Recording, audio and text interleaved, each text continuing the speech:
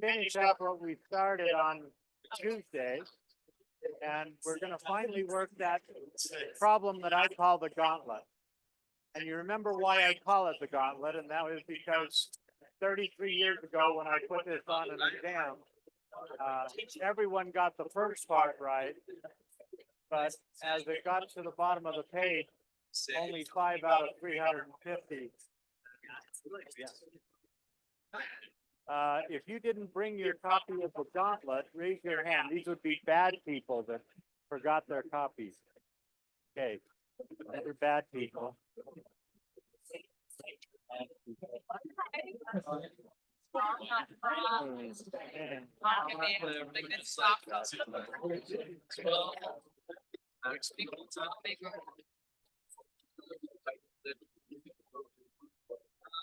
Oh, I did that last night in the review, so yeah, no problem. I did the over here, bad people. I tried it instantly, Bad people.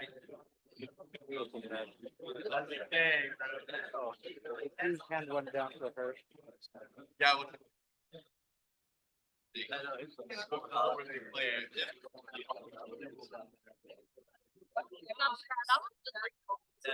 If you want. Two.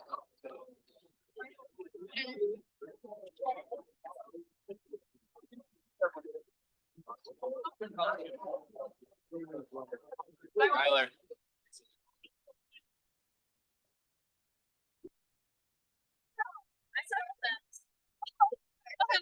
Yeah, I really think.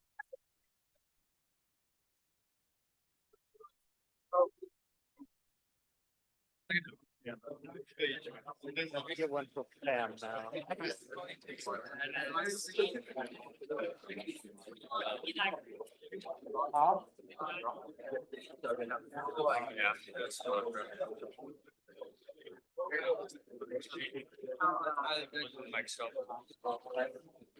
How many days? Okay. Yeah, this.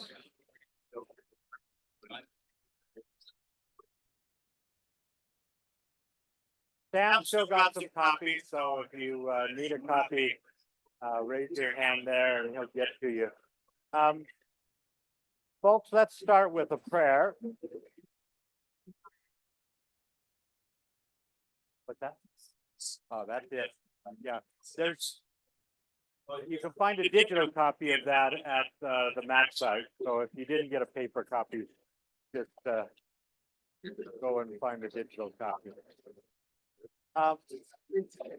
With your permission, I'll offer the prayer this morning. Our dear kind Heavenly Father, we are so grateful to be here at this university and to be able to associate one with another and to try to learn about Thee and about Thy gospel and also about the world that Thou hast created. We are grateful for the blessings we receive through our interactions with one another. We are mindful, Father, that this temporal existence, this life that we find ourselves in is a difficult time, especially for these young people that have so many difficult decisions before them, who are facing so many crossroads. Father, I beg Thee, please watch over them and help them and guide them and comfort them, that as they struggle with these difficult decisions and problems in their lives, that they might find solutions. We ask now, Father, that we might be able to think clearly, have open minds, and be able to see the ideas that are presented today.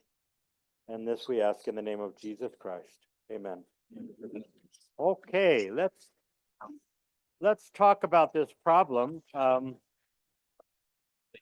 We hopefully have all tried it and gotten at least most of the way down the gauntlet.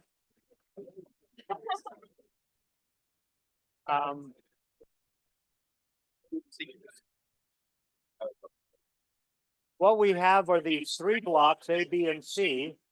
and they're being pushed on a frictionless table by a hand. And we know from past experience that if it's a frictionless table, that system's going to be accelerating. It's not going to be going at constant velocity. We're asked to draw free body diagrams for all three blocks. And I think everyone got that part right. I hope. We're given in the problem that B has twice the mass of A and C has 3 times the mass of A. And so when I put the vertical forces on this diagram, I have a small weight force and hence a small normal by the table on A. And then these forces are twice as big as those, and these are 3 times the size of those. Now, when I finish my free body diagrams, which diagram do I want to work on first? Yeah, C is touching the fewest other things. So I start there. The only thing touching C besides the table is B, and it pushes with a normal force. No friction there. If you can't see that there's no friction, just grease down the surfaces between B and C. Doesn't change the problem at all, okay? And then I use Newton's third law. If B is pushing to the right on C with a normal force, then C has to push back on B just as hard, just as hard. Now, the only other thing touching B besides C is A, and it pushes with a normal force. And you see that I drew that arrow longer than this one because this diagram has to scream to the right. And I know there has to be an acceleration because look at that free body diagram. That diagram screams to the right. And since they're all moving together, this diagram has to scream to the right. Well, now I use Newton's third law again. If A is pushing to the right on B, B pushes to the left on A, I use 2 tick marks there. And then the other thing touching A is the hand, and it pushes. Again, I drew this bigger than that because this diagram has to scream to the right. Now that's parts A and B of that tutorial. See if your neighbor got those right.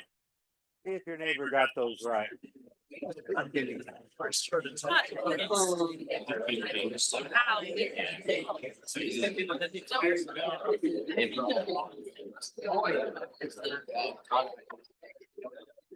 Okay. This next part is not on the problem. It was not on the exam question, but it should have been. What if I were to tell you that this normal force here is 15 newtons? I just made that up. 15 newtons. Find the magnitude, the size of all the other horizontal forces with your neighbor. How big are they? How many newtons? Talk to your neighbor.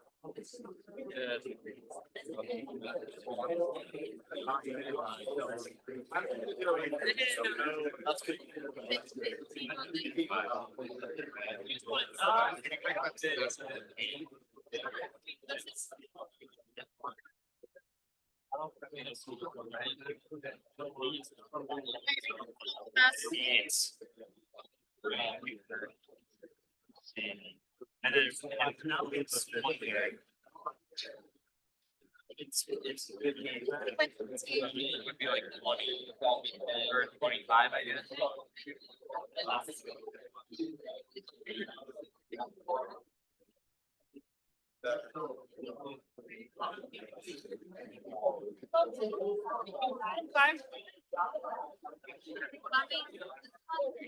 Okay. By show of hands, it's right on your neighbor time. How many of you are sitting next to someone who is stuck, not sure where to go there? Okay. Let's do it together. If I look at this diagram and remember that the net force is the unbalanced force, the extra force, that tells me that the net force on C is 15 newtons. Now I know that all three blocks have the same acceleration. So if C has 3 times the mass of A, that means A must have 1/3 the net force.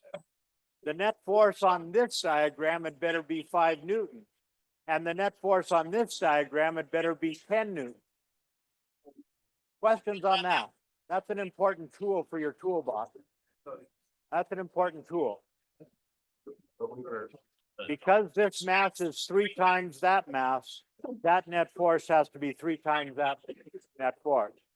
I thought we just asked. Well, now let's just put in the numbers. If that's 15, so is that by Newton's third law. This diagram has to scream to the right by 10 newtons. So this must be 25, because 25 to the right minus 15 to the left gives me 10 to the right. By third law, if this is 25, so is this one, 25. And this diagram has to scream to the right by 5 newtons. So this must be 30 newtons. Check on your neighbor again. Check your neighbor. Do a buddy check.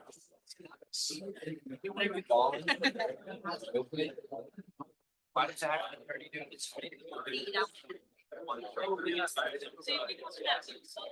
Why does it get I mean,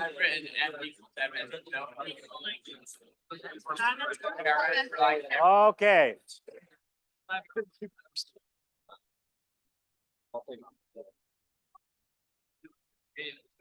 You turned them in. This one's. Are there questions?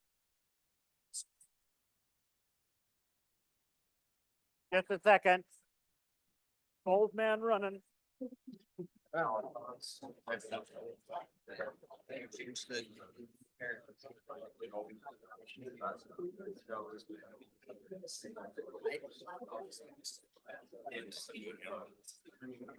Oh, okay. If I. Just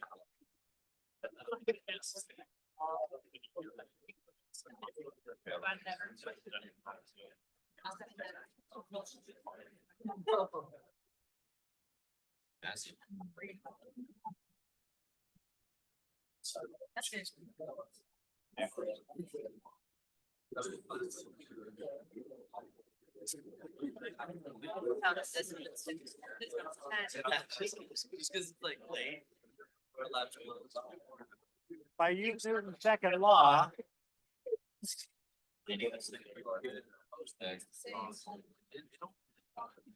on both of these,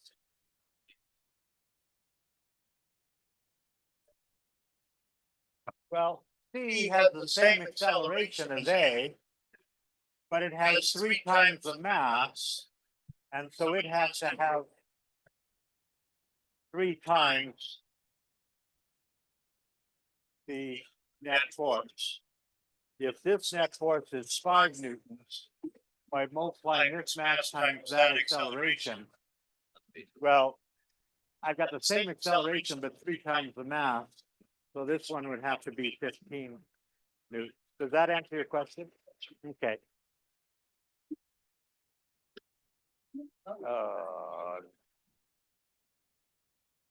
Drying out my pen.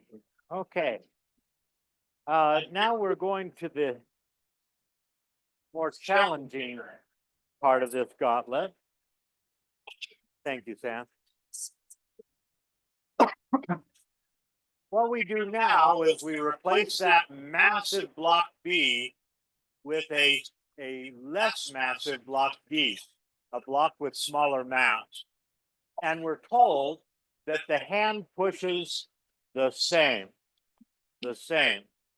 And we're asked in that problem about the net force on A and C, okay, and the acceleration. Well, if they're moving together, I can treat them as one ugly unit. I can treat A, B, and C as one unit.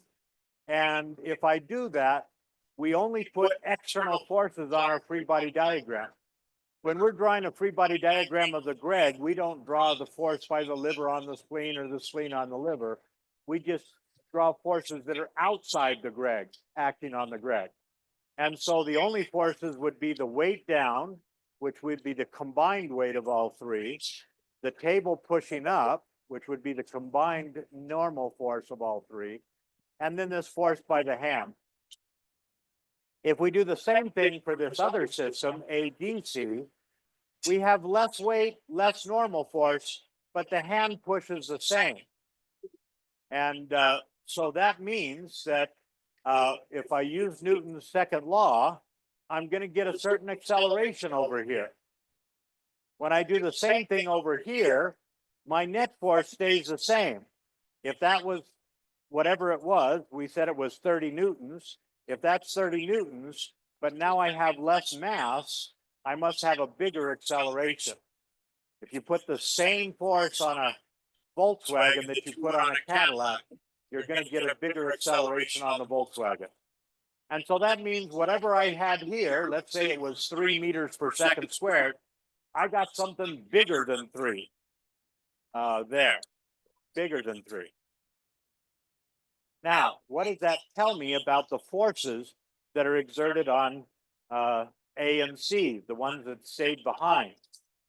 Well, if I just look at block C, we could do the same thing for A, but it's simpler for C.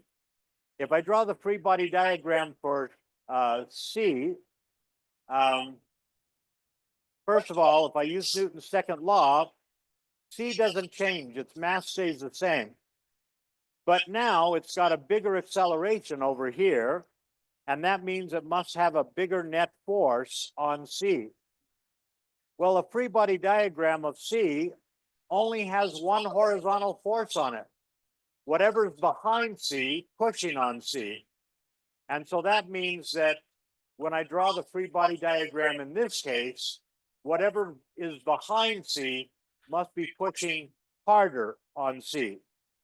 Think about that for a moment. The smaller block pushes harder on C than the bigger block did. Okay? Now, a lot of people got this wrong and used reasoning that was very, very flawed. Their reasoning was, well, bigger things push harder. You know, that's the way life goes. The bullies on the playground are bigger and they push harder.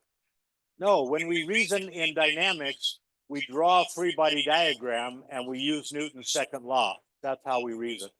Okay? And so that means that this force must be bigger than that force. Yes. The net force on the bottom. Why is the acceleration? Oh,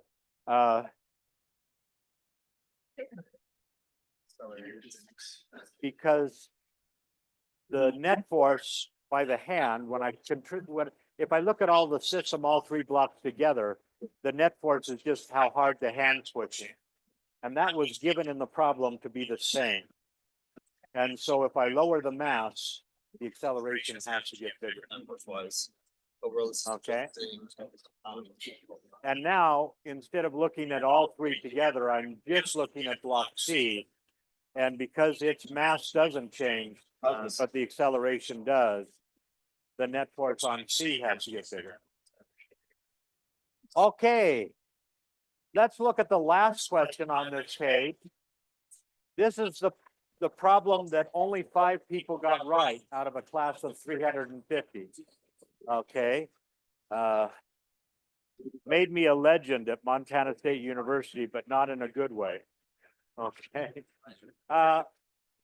If we were asked which is bigger, the normal by C back on B, or the normal by C back on D, what we need is a healthy belief in Newton's third law, okay? Because we've already compared these 2 forces, right? We just said a moment ago that B wasn't pushing on C as hard as D was. The little block was pushing on C harder than the big block was. Now, if I recognize that this force is the third law companion to that force, and how do I see that? What is the clue that those are third law companions? Yeah, the indices are the same, but switched. Okay, likewise, this is the third law companion to that. So that means that if this is bigger than that, this one has to be bigger than that. Check with your neighbor. See if your neighbor would have gotten all the way through the gauntlet. Whenever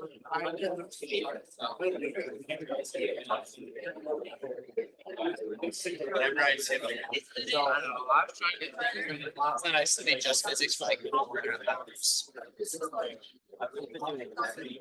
Learning, right?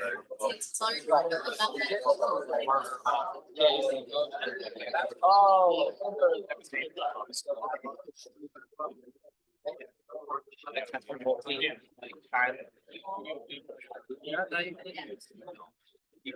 Okay,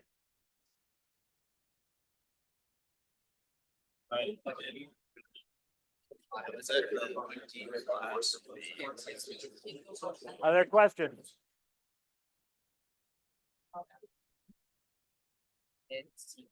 Okay, let's take attendance. We, probably are all here.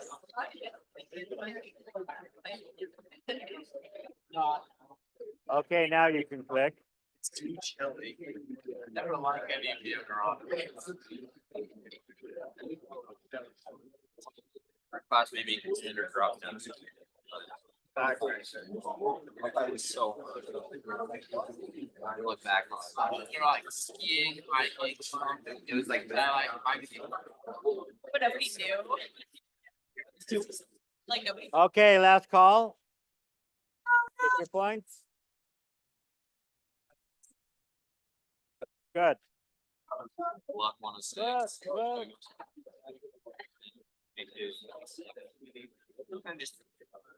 Not hard. Okay, And-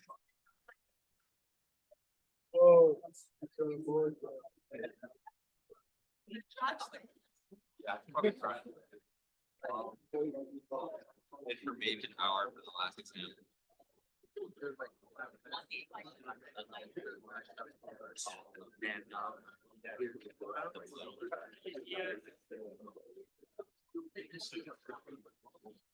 And, gentlemen.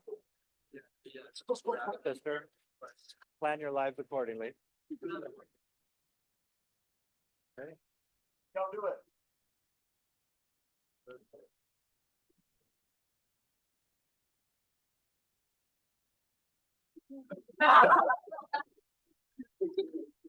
Okay, let me try that again.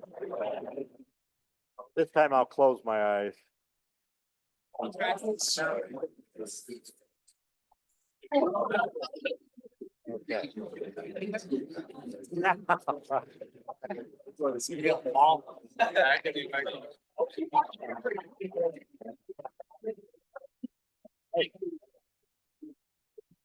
I clearly flinched, and that's because when I did this demo for years and years and years at Montana State University, we had a policy that when you did this demo, you had to have your head against the brick wall in the room. And at first thought, you might think that makes it more dangerous, but actually it makes it more safe, because if your head's against a brick wall, you know where your head is, okay? This policy came into effect through an accident. The fellow that had my job before I got it, Denny Lee, got the ball swinging, and then he leaned forward. And when it came back, it hit him in the mouth. There was missing teeth, blood, stitches. It was the demo you were hoping for just now, a moment ago. So, what big idea just saved my bacon there? I'll start you. Conservation of energy, yes, indeed. And that's where we're going now. We're going to this concept of conservation of energy. Now, I find this to be a little bit challenging because energy is just a very popular topic to teach in science classes in the second grade, and the fourth grade, the sixth grade, the eighth grade. And so you've been exposed to energy over and over again. And yet I find that a lot of us are still not quite there in our understanding of energy. So hopefully I'll be able to present it in a different way than you've seen in the second and the fourth and the sixth and the eighth grade, that it'll make more sense. The chapter that we're going into is chapter 7, and the sections that you would read for Tuesday would be 4 through 6. Now, we have this video. Are we getting?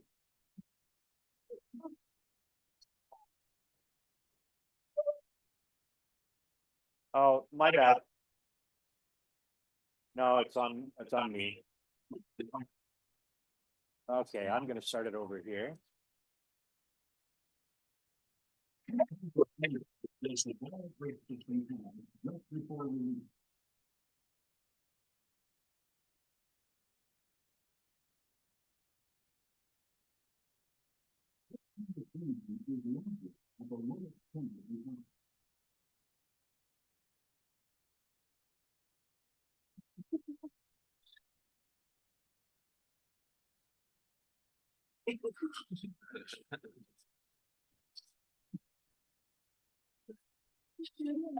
I was a cute. Yeah, what? I was a cute kid.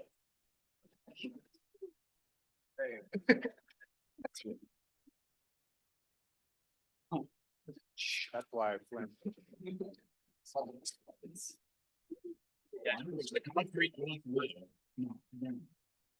It's styrofoam. All good questions. All good questions. Okay. Now,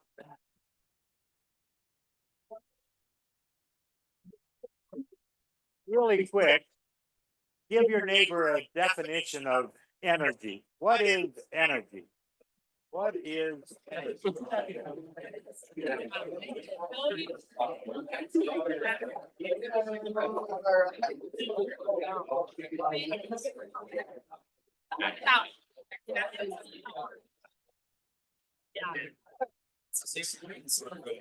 This is only about that.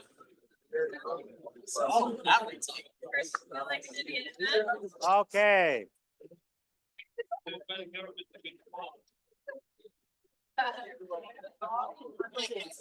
My experience has been that if I were to ask 5 of you for your definition, we'd get 5 very different definitions. But let me give you my definition that's going to be wildly different than what you learned in your earlier classes. For me, energy is the capacity to mess stuff up, okay? The capacity to do damage, the capacity to break things. Now, you've all heard of different flavors of energy. What flavors have you heard of? Raise your hand and share. What flavors have you heard of? Kinetic energy, potential energy. What else?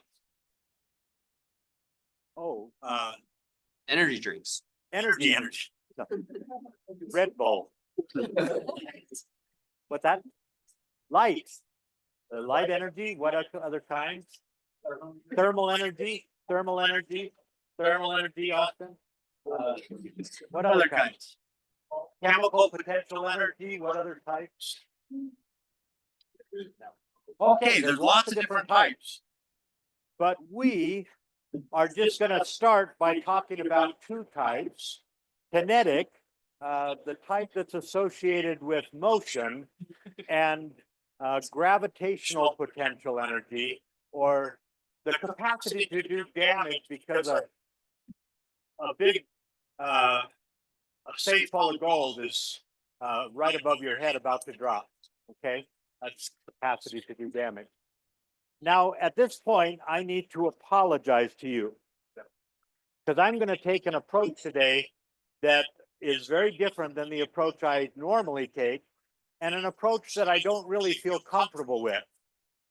Back in 1998, my good friend and co-author Jeff Adams and I were co-teaching this class, team teaching this class. And before every lecture, we would fight about what went into the lecture and what stayed out of the lecture. We both had our own way of teaching. And the biggest fight that we had was before this lecture here. What I wanted to do was build up the equations for the different types of energy from the ground up so that you could see where those equations came from. That's the way physics is supposed to be taught. Jeff wanted to do it a different way. He said, let's just give them the equations and show them how powerful it is to use those equations. I said, you can't do that. You're asking them to trust you. You can't just ask them to trust you. As a matter of fact, it got so bad that I was really, really close to burning him at the stake as a haircut. And then he said something to me. He said, Greg, how's your way working for you? I said, oh, terrible. The students are asleep halfway through the lecture. He said, let's try it my way once. I tried it his way and I've never gone back. So folks, what I'm going to do is ask you to trust me. And that seemed like a dangerous thing to do, trust a physics professor. Well, just trust me till Tuesday. That's all I ask. Trust me till Tuesday. Okay? So with that, let me give you the equations. We're going to start by talking about energy buckets. The good news I have for you is that energy is a scalar quantity. If you remember what that means, it means it's not a vector.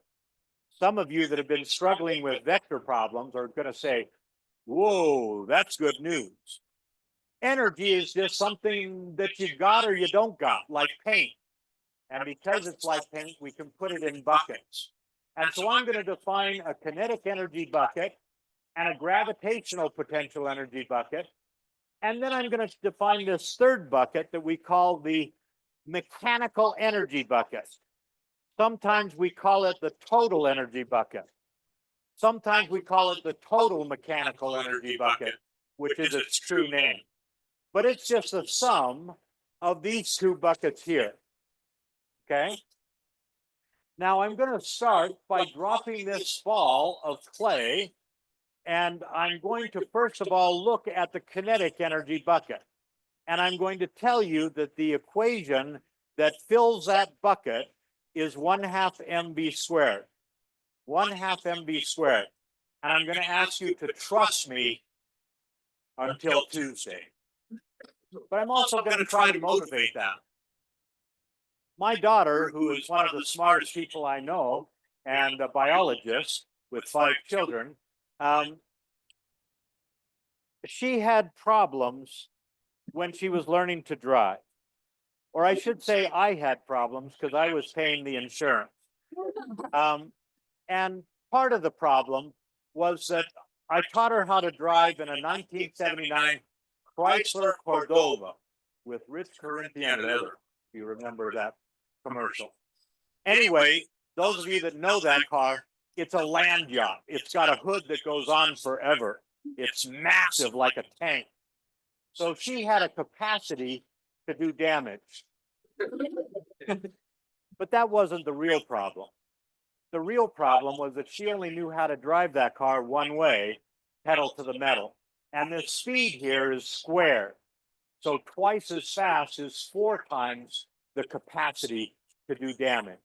Okay, 4 times the capacity to do damage. Now, because we're starting with 0 speed, we're going to start with nothing. If we take the mass of that ball to be 1 kilogram, we've still got nothing in the kinetic energy bucket. Well, now let's look at this potential energy bucket. And again, I'm going to ask you to trust me, well, until Tuesday. This is the formula that fills that bucket. And I hope that at least it makes some sense. The higher I hold something over your head, the more scared you should be. And the more massive that object is, the more scared you should be because of the damage it could do. Well, what about this third term? It turns out the gravitational field strength on the moon is only 1/6 what it is on Earth. And so if I hold a heavy anvil over your head on the moon, you should be 1/6 as scared, okay? Because it's just gonna gradually come down, bump you on the head. Okay, so these things make sense, MGH. Now, in order to find out how much is in that bucket, we need to know what H is, which means we need to define a coordinate system. I encourage you, I plead with you, I beg you to always choose the lowest point in your problem to be your height 0. If you do that, you will never, ever, ever have negative gravitational potential energy. So I'm going to define a coordinate system where this is 0 here, my lowest point, and I'm going to start 5 meters above that 0. Now, since M is 1 kilogram and G is 10, 9.8, we're going to call it 10. This is going to give me 10 times H. It starts with H being 5. I've got 50 joules of energy in that bucket. Now, when I add the two buckets, that means I've got the total energy is 50 joules. Now I drop that ball and I wait till it drops 1 meter and I look at those buckets. Well, first of all, I need to know how fast that ball is going to fill up the kinetic energy bucket. I've known how to do this for weeks now, okay? That's a kinematics problem. I just set up my list of variables. My delta y, if I choose positive down, would be 1 meter. My acceleration, if I choose positive down, would be 10 meters per second squared. My initial velocity is 0. Those are my 3 pieces of information.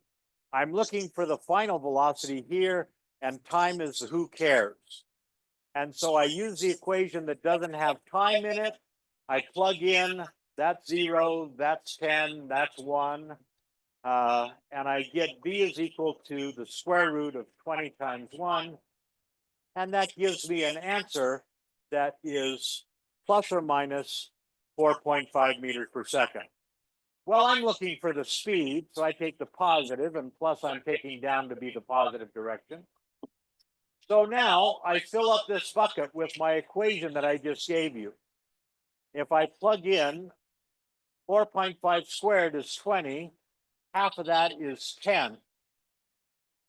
So now I've got 10 joules. Oh, I just gave away the units of energy. What did I say? Joules, because they're valuable. Energy is valuable.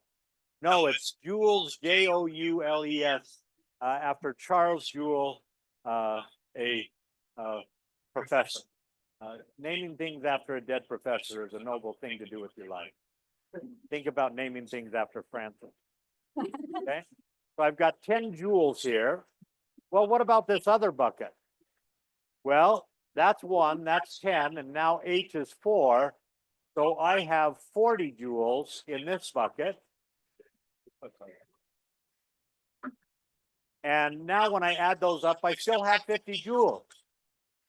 And that's what we mean by conservation of energy. It's not the kinetic energy that's staying the same, not the potential energy that's staying the same. It's that total mechanical energy that is staying the same. Okay. Now, let's test that. When I get down here, 2 meters below the starting point, my speed is going to be given by the square root of 40, and that's going to be 6.3. So let's see if this works. I know that my potential energy at this point is just going to be 1 times 10 times 3, or 30 joules. Well, how much is in this bucket? Well, if this stays 50, if total energy really is conserved, well, then this better be 20. Well, let's check, okay? If we plug into the formula, 1/2 times 1 times 6.3 squared, sure enough, 20. That's what we get, okay? So now, if I ask how fast will the ball be traveling when it's 1 meter from the ground, let's use energy, okay? My total energy has to be 50. I only have 10 joules in the gravitational bucket, and that means 40 joules must be in this kinetic energy bucket. If I know the kinetic energy is 40 joules, and I know the mass is 1 kilogram, I can find that speed just by algebra. And when I do the plugging and chugging, what I get is V is equal to the square root of 80, which is 8.9 meters per second. Now, I think I know what you're thinking right now. You're thinking, thank you, Greg, because you have now given me 2 different ways to solve a problem that I didn't care about. 2 ways. How special is that? Well, here's why energy is important. Over in the Science Center, there's a whole bunch of people working on problems that have never been solved before. And the first thing that they always try is an energy approach. And that's because if a problem can be solved with energy, that's by far the easiest way to go if you're good at algebra. Okay? Now, the second reason for learning about energy is that there's a whole class of problems, indeed a host of problems, that you cannot solve the old way with kinematics, with those equations that we gave you. Those equations had great big yellow caution tape around them. Danger, danger. Don't even think about using these equations unless what? What had to be true? The acceleration had to be constant. Those were the only problems you can solve with those kinematic equations. And that's why we stuck with those types of problems. But there's a lot of problems where the acceleration isn't constant. But energy still works. Energy still works. Now, this problem is very, very, very simple. Let's look at a more complicated problem. I call this the Dukes of Hazzard problem. How many of you have watched the Dukes of Hazzard? Okay. Yeah, my mother would be ashamed of you. Okay. We were not allowed to watch the Dukes of Hazzard. Okay. And it wasn't because they always disobeyed the law. It wasn't because they always wrecked their car. It wasn't because of their attitude. What was it that my mom wasn't real thrilled about? Daisy Duke didn't dress right. Yeah. And so we couldn't watch the show. But I heard about it from friends. So this is the Daisy Duke. No, this is the Dukes of Hazzard problem. They're going here 20 meters per second, a little over 40 miles per hour. And they go up this ramp that's angled at 37 degrees with a height of 5 meters at the end. And we want to know how fast they're going right before they hit the bottom of that cliff. And they always hit the bottom of the cliff. Okay. Now, that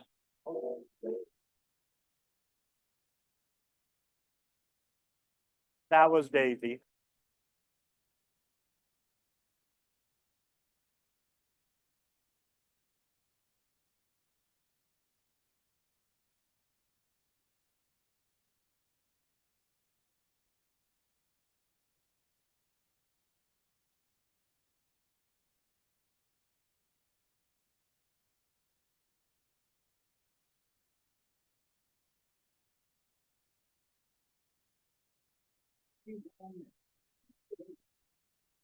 Okay. You get a feeling for what's going on in that show. That was really the only thing that was going on in that show. They started every episode with a brand new car, and for some reason, the doors would never open. And so these gentlemen would always have to climb in through the windows. And for some other reason, they almost never wore a shirt. Okay. So if you haven't seen the show, don't bother. So let's solve this problem. But first of all, let's answer this question. Could we have solved the Dukes of Hazzard problem last week without energy, just using kinematics and dynamics? So with your neighbor, with your clicker,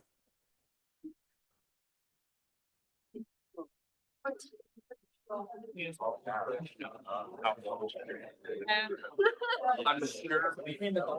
Why not?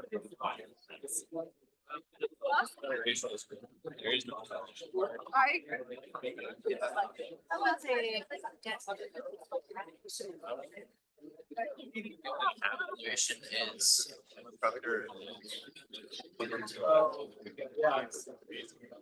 Okay. An easy yes or no answer question. Last call.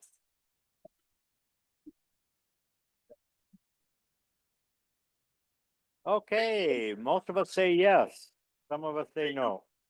The answer is yes. Let's talk about how we would do that. Well, the first thing we would do is we would draw a free body diagram of the car on the ramp. And we would rotate our coordinate system to line up with that ramp. And that means that we would have to break up the weight force into its parts, its x part and its y part. We would then use Newton's second law in the x direction to find the acceleration of the car on that ramp. We would then use some trigonometry to figure out how long that ramp was. And then we would use our kinematics equation to figure out how fast it was going right there. At that point, it becomes a projectile motion problem. We would take that velocity as it leaves the ramp and do what nature does. Nature treats the x part differently than the y part. So we would have to break up that velocity into its parts. We would leave the x part alone. We would have to figure out how many seconds it was flying through the air. And for each second, we would add 10 meters per second, actually 9.8, call it 10 meters per second down. When we finally got almost to the bottom of the cliff, we would have to take the x part that stayed the same and the new y part, use Pythagorean theorem to put it back together and get our final answer. Are you tired? Yeah, that's a lot of work. That's going to take a lot of time. And yet show I unto thee a more excellent way. 1 Corinthians 12. Okay. We're going to use buckets. Okay. Bucket. Okay. We start out with kinetic energy. And if we choose this lowest point in the problem to be our zero of height, we also have gravitational energy. And that gives us a certain amount of total energy. Well, right before it leaves the ramp, I'm going slower, so well, let me back up. If energy is conserved, and there's a big if there, okay, think about what I just said. What would you have to believe to say that total energy was conserved as it went up that ramp? You'd have to ignore wind resistance. You'd have to assume that they had perfectly good bearings in their wheels, that there was no loss due to friction. Those are a lot of assumptions that we'll come back and deal with in a moment. But for now, let's just assume that energy, total energy, is conserved. They're higher up, so there's more gravitational energy. They're going slower, so there's less kinetic energy. Now, right before they hit the ground, if energy is conserved, there's nothing in the gravitational bucket. The height of the car is now zero. So all of that total energy is in the kinetic energy bucket. Now, notice I said right before they hit the ground. You don't want to let them hit the ground because then we know that we're moving energy out of that total energy bucket. We'll talk about that later. Okay. So let's solve this problem and see how easy the solution is. Okay. Sam, could you help me here? Thank you, thank you. Okay. So if I start out, my initial kinetic energy, do you have the blue one there? That's a good one. That's a better one. my initial kinetic energy is going to be 1/2 times the mass of 1,000 kilograms times the speed, 20 meters per second, squared. Okay? Now 20 squared is 400. 400 times 1,000 is 400 grand, and half of that is going to be 200,000 joules. Now, the gravitational potential energy initially is given by this formula, trust me until Tuesday, and that's going to be 1,000 kilograms times G, which is 10 newtons for each kilogram, times the height, and here they're 10 meters up above the floor. So that's 10 times 10 is 100 times 1,000 is 100 grand. Think of this as money. The kilograms cancel, and I've got newtons times meter. And that tells you what a joule is. It's a Newton meter. A Newton times a meter. So if you say that over and over again, Newton meter, Newton meter, Newton meter, you understand why we gave it a different name. Okay? It's a joule. It's a joule. Now that means that the total energy is just going to be the sum. 200 grand plus 100 grand is going to be 300 grand joule. Now we said that right before they land, all of that energy, all 300,000 joules, is in the kinetic energy bucket. So if I write that formula,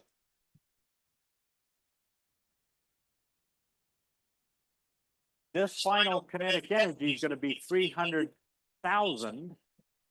That's going to equal 1/2 times the mass of 1,000 kilograms times V final squared.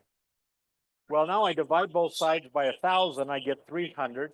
I multiply by 2, that gets 600 is equal to V final squared, and that gives me a V final is equal to about 26 meters per second, about 25.4. Okay, that was easy. That was so easy, and that should worry you, because your parents, I hope, taught you that there's no such thing as a free lunch. So if we got the answer that easy, something must be missing. What information would we have gathered the old-fashioned way that got swept under the carpet this way that we didn't learn anything about? What things did we learn the old-fashioned way that we didn't with this method? Raise your hand, brave soul.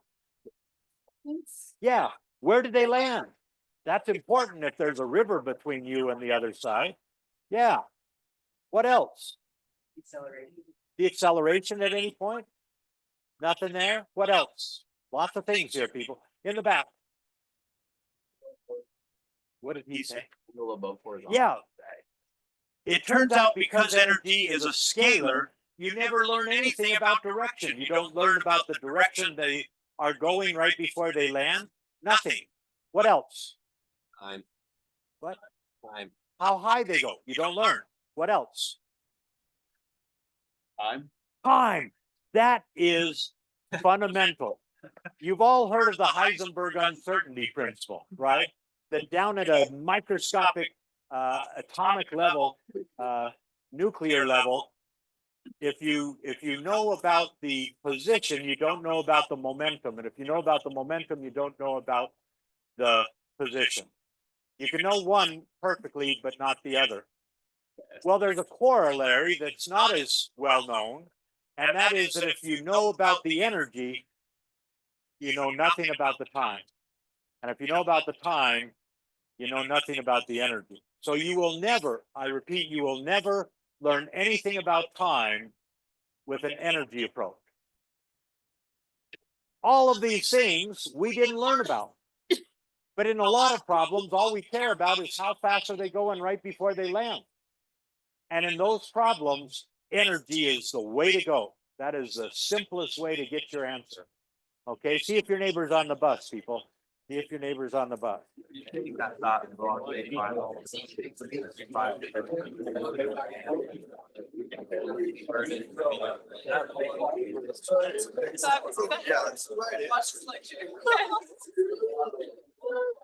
That's what we're looking for. Is how fast. You're really seeing about. Only on or like. So you get on a budget. So clicker question. You were asked in that video to find the speed of the ball at its lowest point when it was closest to the ground.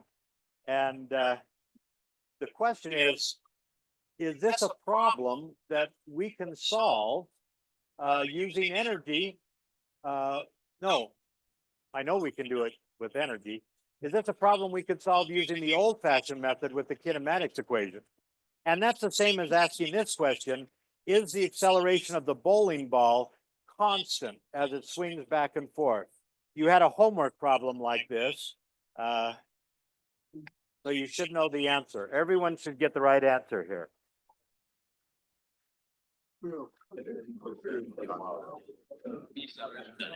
I haven't seen a problem. There's just X and Y. It's good.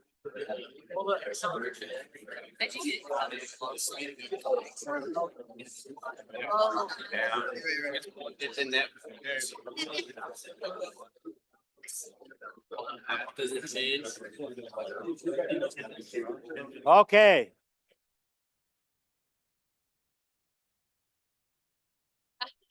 Last call. A couple more of you. Okay, the correct answer is false. False. You remember that we had a homework problem with a kid on a tire swing, and the acceleration did something like this. It doesn't say the same size, and it also doesn't say the same direction. And so we have no right to use those equations on page 23 of the textbook, the kinematic equation. But we can use energy. We start out with potential energy of the bowling ball. When it's at the lowest point, it has kinetic energy. And if we just conserve energy, that gives us the answer. Now, this is a problem that you have in your homework. You've got a gymnast performing a trick on the high bar. He pauses at the top of his swing for a moment and then swings down and dismounts with a triple flip. If we treat the gymnast as if all of his mass were concentrated right at his belly button, okay, so that's a fair approximation of about 3 inches behind your belly button for people your age, okay? If we treat the gymnast as if all of his mass were concentrated right at his belly button, which is always a distance of 0.9 from the bar, how fast will he be traveling at the lowest point in his swing? Okay. Now, let's look at that. He starts from rest, and then we want to know how fast he's going there. Can we use the kinematic equations on page 23? No or heck no? Heck no. Okay. So we conserve energy from the initial to the final. Now, let's think for a moment what that means. If energy is conserved, that means no energy was lost. And you may have been taught that energy is always conserved. Well, yes, energy in the universe is always conserved, but not in this room as long as that door is open, okay? And not in your house if you leave all the windows open, okay? Energy can be lost, and energy would be lost due to friction between the hand and the bar. And so to get rid of that friction, that gymnast would have to use some sort of powder, baby powder or something, to make the hand slippery. And then think about how hard it would be to hold onto the bar with your hands all slippery. You would have to have fingers of steel. Okay, but let's just assume that They do. Okay? And that energy is conserved. Now, initially there's gravitational potential energy, but in order to define how big that is, we need a zero of height. So we take the lowest point of the belly button to be our zero of height, and that means that he's 1.8, at least his belly button is 1.8 meters above the floor to start with. And then when he gets down below, because he's at what we call zero height, there's no gravitational energy anymore. All the energy is kinetic. And then we set those equal to each other. And you see that the mass cancels out. And so we can solve for V and whatever that turns out to be. It's not going to be the same for your problem. You're going to get different numbers. Okay? You see how very quickly these energy problems turn into algebra? It turns out that that is great news for some of you and bad news for others. You're going to find that this next exam is going to have a double hump distribution. Very, very high scores and very, very low scores. And what I have found is that the differentiation between the two groups is how comfortable you are with algebra. So if algebra is not your friend, you need to practice that from now to the third midterm. Now we know that when I slide something, it stops. And so clearly, the energy that we started with is lost. And so let's talk about that losing of energy. And I'm going to introduce that with this little example. I've got a 15 kilogram block that's on wheels that are really, really good. These wheels have perfect ball bearings so that there's no friction. It's initially traveling at 5 meters per second. If I push with 2 newtons on the block for 10 meters, how much is the kinetic energy bucket going to get filled during that time? Now, I could do this the old-fashioned way. I could use my formula for kinetic energy to find out how much I started with. I could then use my Newton's second law to figure out the acceleration of this block. I could then use kinematics to figure out how fast it's traveling after the 10 meters. And then I could use the formula for kinematic energy, kinetic energy to fill the bucket. That's the hard way. Let me show you an easier way. If we start with the kinematic equation that doesn't have energy in it, and we do some manipulations, we first of all subtract that V initial squared from both sides. And I've left some real estate here because I'm going to use that in a moment.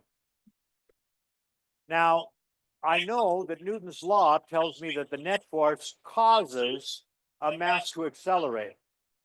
I can write that as the acceleration is the net force divided by the mass. So if I plug that in there for the acceleration, and then I'm going to clean things up. I'm going to multiply both sides by m to get that out of the basement.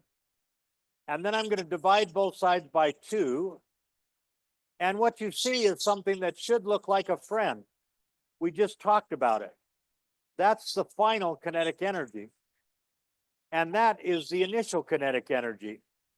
And whenever I take final minus initial of anything, my final weight minus my initial weight over the holidays, that's a change in my weight, okay? Now, in this case, it would be the change in the kinetic energy. And this thing over here, force times distance, is what changes the kinetic energy. If this were 0, these guys would be the same, would they not? Yeah. So this is what changes kinetic energy, force times distance. And we're going to call that the Verk. Now, that's not what it's called in every other physics class on the planet. They call it work. But you're BYU students, and you know what work is. You've done work. Some of you were raised on ranches. you know what work is. And this physics work is nothing like what you did on the ranch. And so I try to make it seem like something different. Okay, and I call it Werk. And I know that's not the German word for work. The German word is Arbeit, and Arbeit macht frei, freilich. Okay? But we're going to call it Werk. Now, what are the units of Werk? Well, force is newtons and distance is meters. So the units of Werk are Newton meters or joules. And we have to have the same units for energy because of that equal sign there. I've gone a little bit fast.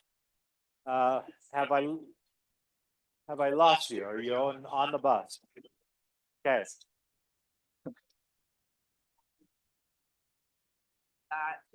No, but it should make sense to you. Okay. Now, if we go back to our original problem, the Werk is just the force times the distance. 2 newtons times 10 meters is going to give me a total of 20 joules. Whatever the kinetic bucket started out with, it ends up with 20 more joules than what it started with. See how easy that is compared to the old way? The old way. Now here's a wrinkle in this idea of Werk. I can do positive Werk or negative Werk. If I were skating across this front floor on a skateboard and you pushed in my back in the direction I was going, I would speed up. My kinetic energy would increase, and I would say that my change in kinetic energy was positive. And so I would say that that was positive there. On the other hand, if I'm skating across the floor and you push in my face, well, that's going to slow me down. And that's going to cause my kinetic energy to decrease. I would say my change in kinetic energy is negative. If your bank account decreases, you call that a negative change. This is the part that is different. This is what the part that makes Werk different than work. If I'm skating across this floor and you reach over and pull straight up on my hair, I don't slow down, I don't speed up. I just keep on going the same speed. Okay. And so my kinetic energy stays the same. That does nothing to my kinetic energy, just changes zero. I would call this zero Werk. Now think about that on the ranch. If you had a heavy bale of hay on your shoulder and you walked across a level field for 2 miles to put it in the truck, you would be pushing on that bale of hay this way and moving the bale that way. Physics work is zero. The definition of physics work says that you did no work, but you would expect to be paid. Okay, so they're different animals. They're different animals. Now, Werk has a complicated definition. It's positive if those forces, if the force and the distance are in the same direction, and it doesn't matter whether they're to the right, to the left, up, down, up and to the left. It's the same is what's important. It's negative force times the distance if they're in opposite directions, and it's zero if they're perpendicular. That definition is critical. That definition is critical.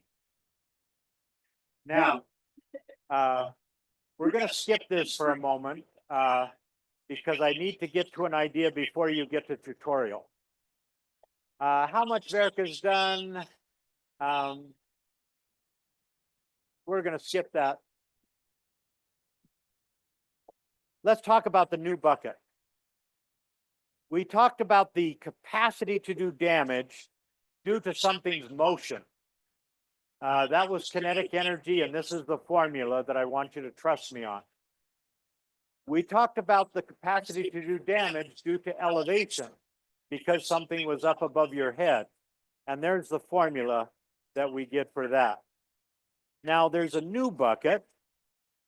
I have here a spring, and if I caught that spring and put this ball in there and pull the trigger, it goes up. Okay, so if I caught that spring again and I put another bullet in here, Austin, are you worried? Should you be worried? Is there capacity to do damage right now? Oh yeah, oh yeah, if I were to pull that. Yeah, oh, I did damage.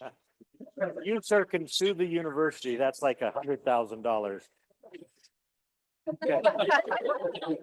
You get nothing. Okay.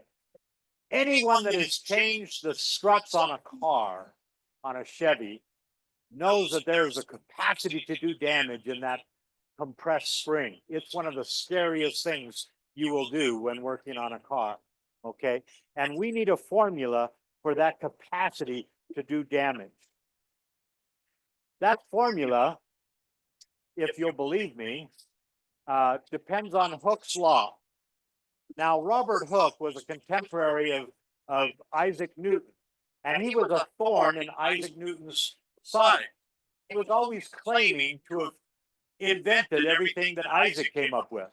Oh yeah, I came up with the calculus last week, but I only told my mom. Oh yeah, I already discovered gravity last month, but I only told my mom. Anyway, he was always claiming credit for Isaac Newton's stuff. So finally we gave him this. This is what he got. And this is what Hooke's law is.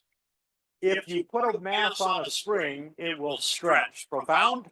Profound. Okay? It will stretch by an amount delta S. And what Robert Hooke taught us was that if you want to stretch that by twice as much, put twice the mass on there.